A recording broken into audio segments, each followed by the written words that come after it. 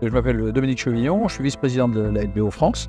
Dominique Chevillon est un homme aux multiples facettes bien connu des Rétais pour ses activités naturalistes. Il s'oppose vigoureusement au projet de zone industrielle éolienne marine prévu au large d'Oléron, de Ré, de la Vendée. Il fustige l'incompétence et œuvre pour la préservation de l'environnement et du patrimoine naturel de sa région.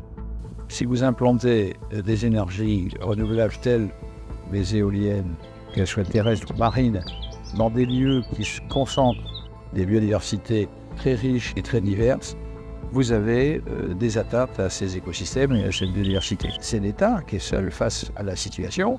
Et le choix des zones d'implantation des éoliennes ne tient absolument pas compte des enjeux écologiques. Eh bien, les pêcheurs ont découvert au dernier moment qu'on allait implanter des éoliennes dans les zones les plus pêchées du golfe de Gascogne.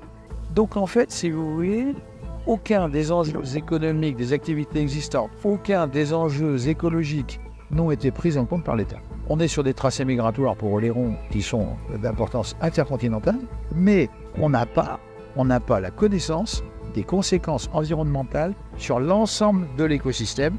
Nous sommes opposés aux implantations dans les zones Natura 2000 et dans toutes les zones où les écosystèmes sont riches et pour lesquels il y aura des incidences sur la biodiversité de ces écosystèmes. Donc, c'est notre position.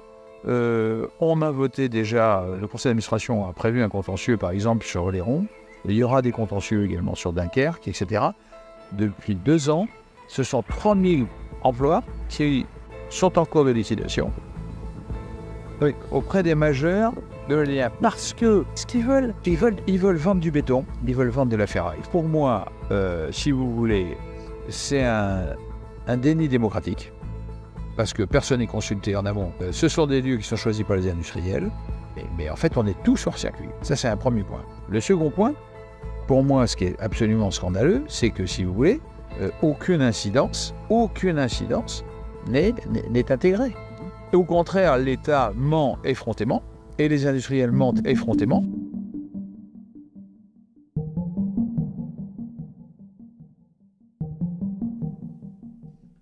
Yves Vérillac rejoint le centre ornithologique Rhône-Alpes dès l'âge de 10 ans. En 2014 et jusqu'en 2023, il dirige la LPO France, Ligue de protection des oiseaux, avec 60 000 adhérents et 550 salariés. L'infatigable Yves Vérillac reçoit la Légion d'honneur des mains de Bruno David, président du Muséum d'histoire naturelle, avec à ses côtés Alain Bougain-Dubourg, président de la LPO France.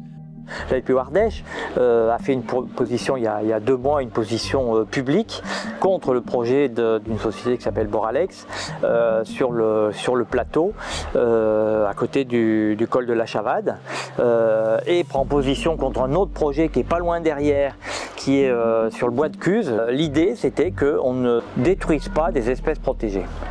Mais petit à petit, l'administration a changé, les élus ont assoupli les textes et aujourd'hui c'est je peux la détruire si je montre que ça ne va pas faire disparaître l'espèce.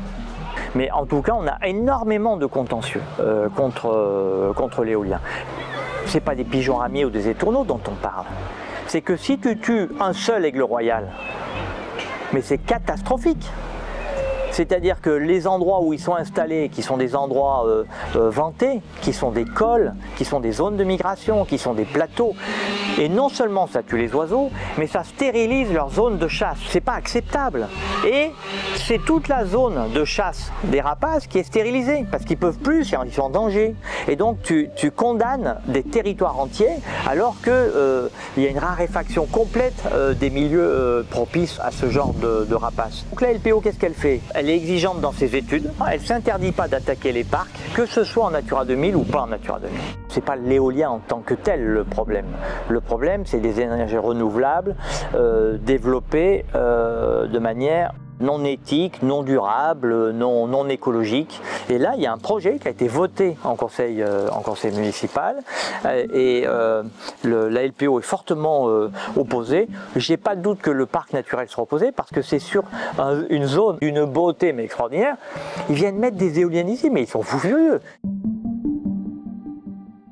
L'étude de la LPO PACA confirme que l'avifaune est extrêmement riche sur le site Natura 2000. Les collisions avec les rapaces sont possibles.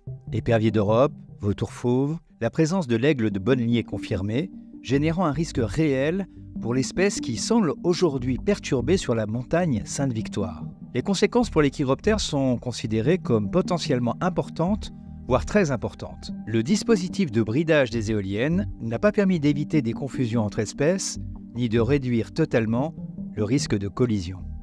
Les couloirs de migration des oiseaux, considérés comme non transverses, ne prennent pas en compte les événements météorologiques particuliers qui peuvent détourner le flux migratoire. Cette étude avifaunelle POPACA sur 3 ans ne peut que constater une dévastation de l'environnement. La question de la rentabilité du parc est posée, vu le nombre potentiel très important d'arrêts des pales en présence d'oiseaux de grande taille. L'industriel ne publie pas ses comptes, comme la loi l'y oblige depuis 2020. Il est donc impossible de connaître la production réelle de ces 22 éoliennes.